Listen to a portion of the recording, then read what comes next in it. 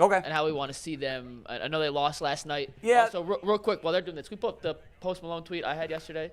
At the concert, the guy sitting in front of me, let's take this on Tagboard Full, was watching the game cast of the Guardians. Was he really? I had to take a video of him. Was on the game cast the entire time. That is the most dedicated fan. I don't know if he hates Post Malone and got dragged there, but shout out to that guy, whoever you are. A real because that was a Guardians fan. I didn't even watch the whole game. I was just popping in and out. Once Bieber gave up the lead and it was 4-1, I pretty much said, they're throwing in the towel. I actually watched it through the 10th inning. I picked it back up in the 8th when they tied it. I mean, is this a bad thing? If they go on a long losing streak, will you freak out?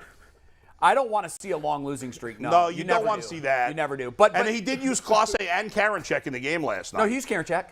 No, I said he I thought you said he didn't. Okay. No, sorry, he did. He used both.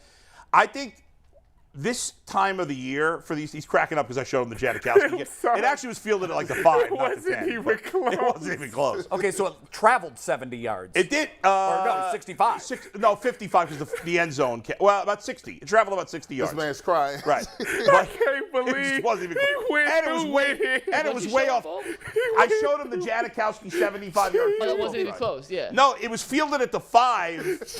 Did they take it and back it was for a on the touchdown? outs. No, and it was not even between the goalposts. It was on the 5 and towards the He sideline. truly went out there and This man is kicked it, crying. man. This man is crying. Got real tears on his face right now. I almost feel like, can we tagboard that? Kick it, man. Was that a tweet anywhere? No, it's game for the Yeah. That was prior to tweet. But so funny that he's.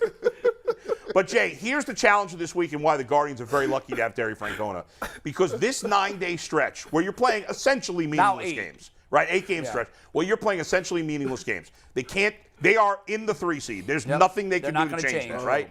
We know they're playing at home. The only thing undetermined is who they're playing, and they have no say in that. Right. So Terry Francona has to find a balance in the next 8 days, and it's a fine line between rest and rust. That's exactly what I wrote down on my sheet. Right? Exactly And that's a what I wrote tricky down. line to find, but because he has all this experience, you trust him to do it the right way. Yeah. Well, what did I write? Rest versus rust. Yeah. Rust. That's what this is. And you know what? There's no one I'd rather have guiding that ship than Tito. Nobody. He's been there before.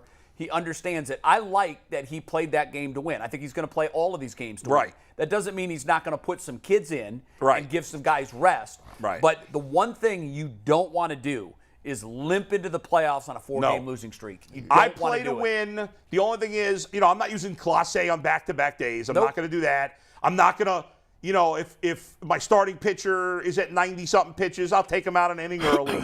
But for the most part, I'm playing to win these games. I would not. Yeah, there's different DEFCONs. If they were still fighting for the. By the way, the White Sox are 10 games behind the Guardians. That's crazy. Is that not nuts? They're 10 games out. They opened a series last week where they could have left with a 1-game deficit. Yeah, that's how quickly it goes. And they the Guardians put their foots on the throats of the Twins and the White Sox, and now they earn this rest coming in.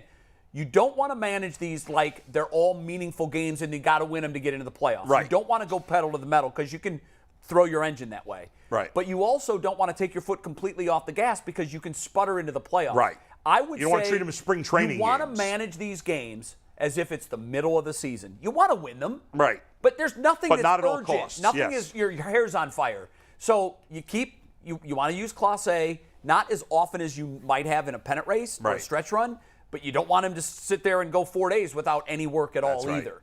I think, look, whatever we say here doesn't matter. Terry knows exactly how to navigate these waters because he's done it. Yeah. He's been there, and I think that he's going to do the right thing. And this team, I said yesterday, the hardest thing in baseball to do is to play on the edge of greatness for more than a month.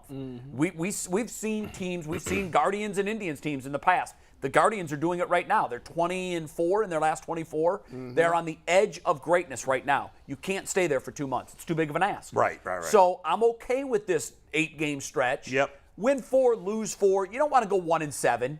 You don't. I also don't think you want to go 7-1. Right. Because if you go 7-1, that means over your last 35 games, you lost 4 times. I'd still rather them go 7-1 than 1-7. I'm with you on that because you don't want to have to rinse out your mouth with a bad taste of 1-7. Have a nice 4-4, get to 90 wins, and let's go to the playoffs. Perfect. That is absolutely where you want to finish. That's where you want to finish. And, Dave. Okay, before we bring in Dave, one